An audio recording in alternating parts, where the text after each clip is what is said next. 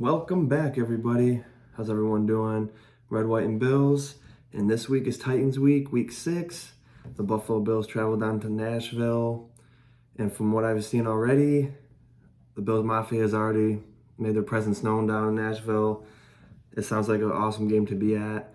I wish I could go down there maybe next year. We'll see. But this team is no slouch. People, from what I've seen and read, people are all, oh, well, they lost to the Jets. How tough can they be? But you guys know how I, read teams and react to teams.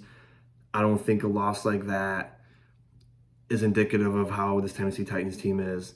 They have so many superstars on their team. They're well coached. They got, like I said, on offense, defense, they got players on both sides of the ball who could change the pace of a game. And as you guys know, last year, it was a weird year, but we ended up getting smacked up pretty bad. But as I always do in my pregame shows, I'm going to tell you why I think we have a good chance of winning. And I'm not going to give a score prediction. I just say my thoughts on the game and the players and matchups and then get into both teams. And this week I'm going to start with the Titans.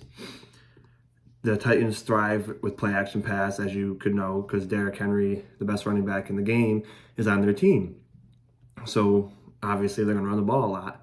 But Ryan Tannehill, he's proven that in play action, he can just pick you apart, eat you alive.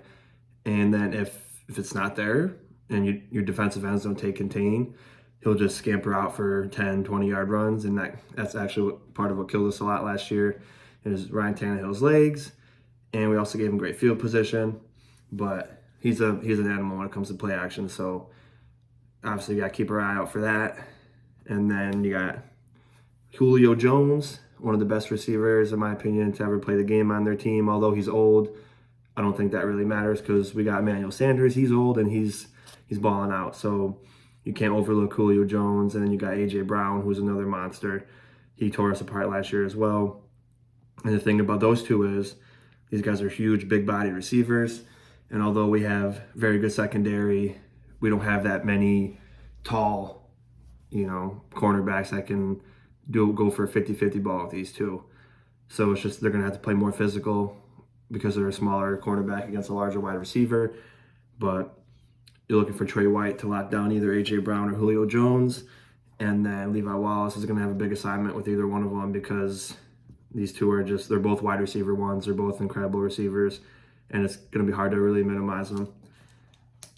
And then you got on the defensive side of the ball, you got Bud Dupree, who was coming off an injury last year. But he's already made some noise. He got a few sacks.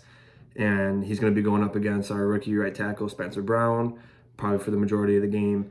So it's going to be a huge test for Spencer Brown and how he deals with Bud Dupree, because Bud Dupree is an animal. He's a freak on the defensive line, especially when he played with Pittsburgh. He really flashed there.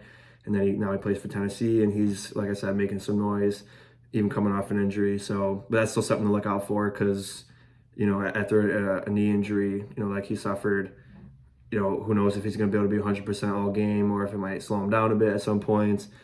But either way, even with that injury, he's still been performing at a high level. Also on the defensive line, you got Jeff Simmons, who is a huge, I think he's 6'4", 310 pounds on the defensive line.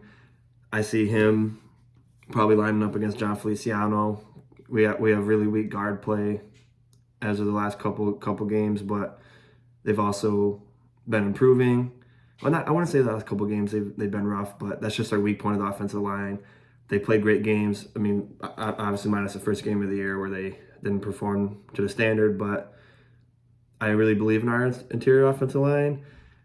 Just because it's a weak point doesn't mean it is a weak. Doesn't mean it's a weak point altogether. It just means they're struggling a little bit more than the outside, the tackles. But I believe that they're going to perform well, and I think by the end of the year we're going to have a top 10 offensive line unit.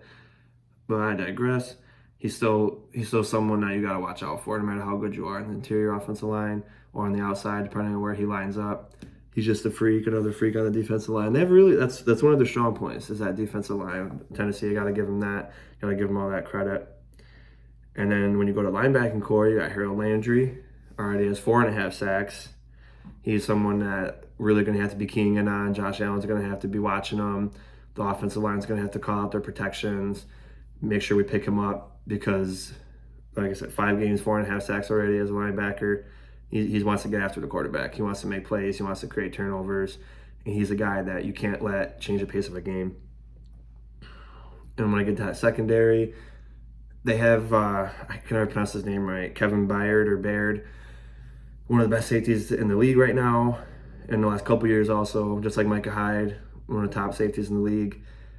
Josh Allen's really going to have to be keying in on where he's at also. He's already got 2 interceptions on the year. But overall, as a unit, that secondary is probably their weakest part. But like I said, Kevin Byard is an incredible player. He's fun to watch, even though he's not on my team. But, when I see Tennessee play other teams, he's one of the guys I always like to look out for. And then here's another guy that most Bill fans don't really like, Taylor Lewan, the left tackle. He seems like the kind of guy that he's got the right attitude for football, but like when you're the opposing team, you don't like him just because he like runs his mouth a lot and goes on Twitter and stuff. But granted, he's a huge, great offensive tackle. Unfortunately, he suffered an ACL tear last year, and he's had a slow return back. He's still had some games where he performed well, but even he would tell you he isn't performing to the highest level that he can perform to. And this offensive line has given up 20 sacks so far this season in 5 games. And with our hungry defensive line, our rotation with 9 people on defensive line, I expect it to be a rough day for the Tennessee offensive line. We'll give up 20 sacks, but especially Taylor Lewan, because he seems like he lost a little bit of confidence after that injury and after how he's performed this year. But I expect him to make a bounce back recovery too, and by the end of the year, I think he'll be okay. But that brings me to my next point with the defensive line rotation and the offensive line. This will also be helping with Derrick Henry, who gets 20, 30, maybe even 40 touches in a game at some points, depending on how much they need him. The way Derrick Henry is, he may not in the first 2-3 quarters of the game get a lot of yards, but he will break down that defense because trying to hit him, I'm sure, obviously I haven't hit him, but he's 6'2", like 230. He runs like a brick house, and it wears down a defense. But with the rotation like we have, it'll keep fresh bodies. So I actually truly believe that with our defensive line rotation, it'll help limit Derrick Henry. I'm going to say he gets under 100 yards rushing. Doesn't mean that he won't make a difference in this game. I'm not saying that he's not the best running back in the league, because he is, but I think our rotation will be able to limit him under 100 yards. And continuing with the Bills, gap integrity against a team like the Tennessee Titans, who is very run heavy, especially with Derrick Henry, is incredibly important. So I'm going to need the linebackers. Tremaine Edmonds, Matt Milano is good to be playing. I don't know how much, if they're going to be giving him a limited role coming off that hamstring. But even A.J. Klein, who's proved that he can really play, this is where the linebackers are going to be come in clutch. You got to hit Derrick Henry hard, and you got to hit him quick. You can't give him a chance to create space, and then he'll be gone because he'll break tackles in the secondary like it's nobody's business. And my buddy Keese, one of my old Army buddies, he wanted me to mention the Josh Norman stiff arm from last year. We don't want something like that to happen again. It's still talked about this year, of course. It's very embarrassing, but it's Derrick Henry. He's a freak, but once he gets to that second and third level, it'll be even harder to get him down. So the linebackers really need to step up here. And like I already mentioned, you got the Spencer Brown against Bud Dupree. Spencer Brown's been really good in the run blocking, but he seems to be, needing to a little bit more improve on the pass blocking. He has some good reps, but, he's still young. He's learning. He's still getting into his body. He's like 6'7", 315 pounds. He's a young guy too, so I'm sure this will be a great test for him, and he's up to the challenge. He's got the attitude. He's got that fire in him. And like I mentioned, that the Tennessee Titans got a weak secondary, and our wide receivers run incredible routes. We got Alpha Dog, Stephon Diggs, who could win 50-50 balls. I expect him to be open a lot this game. And last game, I thought Cole Beasley would be more involved, but Coach McDermott said it was just coaching decisions why he wasn't on the field as much. But this is another game where I can see him eating Emmanuel Sanders, Dawson Knox. There's so many people you have to look out for on our offense. It's hard to really pick who's going to be the one to show out. but any one of these people can blow up and have an amazing game. I want just Josh Allen to be Josh Allen, just continue to be who he is. I don't want the Coach Dayball to call plays out of what's been working for us, because there's been times where he veers off and tries something new when we've been clicking and doing well. Josh Allen seems to have gotten into his groove and he got his confidence back after that couple game skid in the beginning of the year, which I knew he would. And he's playing like an MVP candidate. He's just, the last game against Kansas City, he exuded confidence every play. He did not look like anything was too big for him, and that's just who he is, and that's what I always knew he was. I just want to keep seeing that from him, and we got to continue to run the ball. Like Tannehill, Josh also thrives in play action, and Zach Moss and Devin Singletary, I love their role together.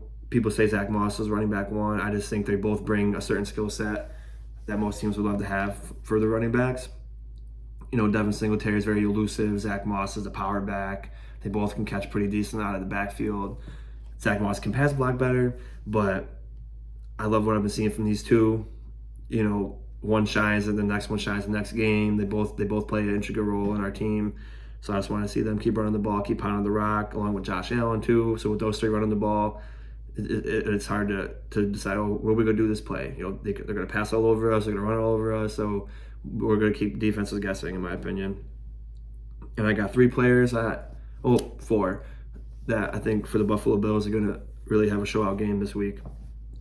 AJ Epinesa and my man Groot, because like I mentioned, the offensive line is up 20 sacks already, and these are our fresh young studs in the defensive end. And one of them's going to be, I'm pretty sure it'll be Epinesa against Taylor Lewan.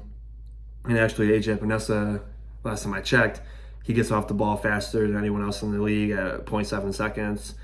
And I think because of what I mentioned, Taylor Lewan's coming off that injury. It seems like he's lacking a little bit of confidence, even though he's still the top tackle in the league. I think Epinesa's quickness and strength, he'll be able to muster up a couple sacks. And also Greg Rousseau, Groot.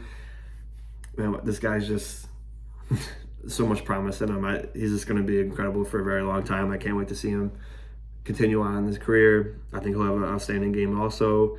And like I already mentioned, Beasley, he's been quiet the last couple weeks. People are speculating, is it because of this personal reasons? His thoughts on the vaccine? It has nothing to do with that. Like, I believe what Coach said, it's just a matchup thing. And I think this will be one of the games where he comes out, gets 8, 9, 10 catches maybe. And I think it's Devin Singletary's turn to come out. I'm going to say he's going to have 100 yards rushing, because I love Devin Singletary. I've always loved him since a couple years ago. He's quick, fast, he can catch, he's strong, he's built, he's fierce, he runs hard. And I think it's his turn. Like I said, him and Zach Moss, they've been doing incredible this year, but I think it's going to be his turn where he has a huge game, and then Zach Moss is going to go out and run out the clock, just like he did last game against Kansas City. And that's all I got today, folks. I just want to also mention we're at 94 subscribers, and we're incredibly close to 100. And I'm over the moon about it. When I started this channel, I didn't even imagine having that many. And I know it sounds little, but it's just you guys have been so great and amazing and supportive for me for this channel. I love doing what I do. I'm still learning and growing. I have a lot of things I want to do with this channel and I want to learn. So keep an eye out for new interesting stuff coming along. So please continue to like, share, subscribe to the channel if you haven't already. Tell your friends or family about it if they're interested in Buffalo Bills or just football content in general. And thank you guys. Love you all so much. Thank you so much. Go Bills.